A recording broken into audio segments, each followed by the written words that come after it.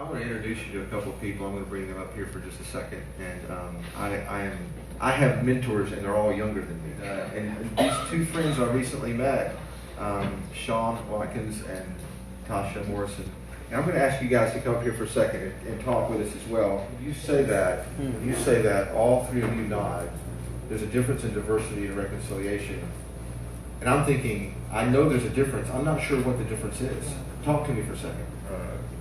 Certainly. So I think ethnic diversity is different from reconciliation in the sense that ethnic diversity is having representation in your church. And representation can mean having one black person, one Native American person, one Latino person, one Chinese, one Japanese person. So one from different ethnicities. Having them present means diversity. Reconciliation means, as I like to be able to define it, your joys are my joys and your problems are my problems. Good. The way in which we talk about reconciliation in the United States is, sadly, your joys are my joys and your problems are your own. And that's not reconciliation. I think also when we talk about reconciliation, even that word reconcile, it assumes that at some point we were unified and together. And that's not true. When you look at what's happened just in terms of the history of the world, from Pangea, when the continent spread, we can talk about history and geography and all that stuff later on. But when the continent spread and that missional mandate that Abram got in Genesis 12, these people went to all the different corners of the world, and the populations grew. There wasn't, before this, a conciliation when everyone came together. When we first came together, it's been systems of oppression from day one.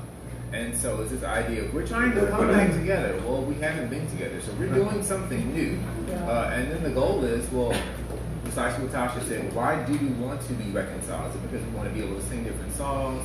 Is it because we want to be able to look back in history and say that we're better than our ancestors? Or are we trying to say, we look at Revelation 7 and 9, and we're all unified together? If that's the goal, then we've got to have a different perspective and a different approach when we talk about reconciliation. It's good. I think in light of Mr. Trump's election, there are, I think, probably two things that I want to be able to say. I think one,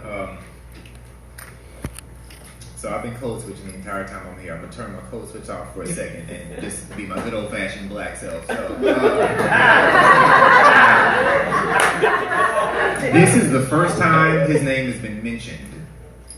We've been here since Tuesday, and to be honest, every speaker who has stood here or sat here has said the situation in the country, or whether we are Republican or Democrat, or the issues that are taking place, and that is a part of the benefit of white privilege. You have the option of choosing the language. You have the option of directly or indirectly saying something. You have the option of looking at Mr. Trump, his policies or his tweets, and determining which lens you want to be able to view him, both or either or.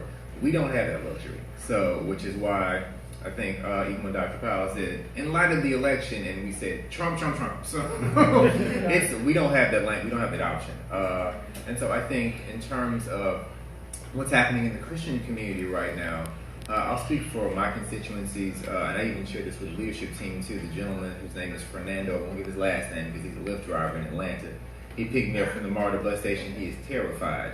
He asked what I was doing here. I was like, I met the director of this conference. I have no idea what I'm coming to. I'm going to have to Google him when I get home. I don't know what this is. I'm very nervous. I think it's about to be a whole bunch of pastors here, and I'm not prepared for this. I'm not sure what I'm coming to.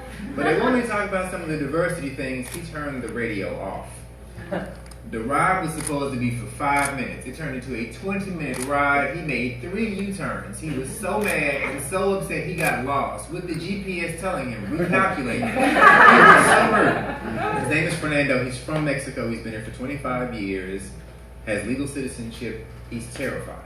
He said, I don't know what to tell my wife. I don't know what to tell my children. I love this country. America is the leader of the free world. And he's like, I am terrified by what this represents right now. And that is true, I would say, for our church. The day after, the election, that following Sunday, we paused our services and said, we need to have a family discussion. How are you doing? And there wasn't a dry eye in the room. And so, again, we talked about reconciliation is your joys is our joys, and your problems are my problems. We have to acknowledge, again, apart from political parties, apart from our theological foundation or our ethnic identity, apart from all of those things, There are people who are hurting and who are terrified, who don't look like us, who are in our community of faith, who are in our spheres of influence. Yeah. And so what does it mean, precisely what Tasha said, how do we have not only empathy for these people, but also how are we aware of that? How do we see them, and how do we not dismiss that? How do we not say, well, things will change, or other folks will do whatever it takes in terms of checks and balances? How do you acknowledge there is a legitimate fear that people have right now? And as the people of God, how do we speak into that? How do we lead into that? How do we care into that? I think those are the questions the church has to be able to ask. And to the degree that we can do that, we will demonstrate that we are prepared to take the next step in reconciliation. And to the degree in which we don't, I think we will stagnate and we'll pass the torch to the next generation. Wow. Let's give them a hand for sharing.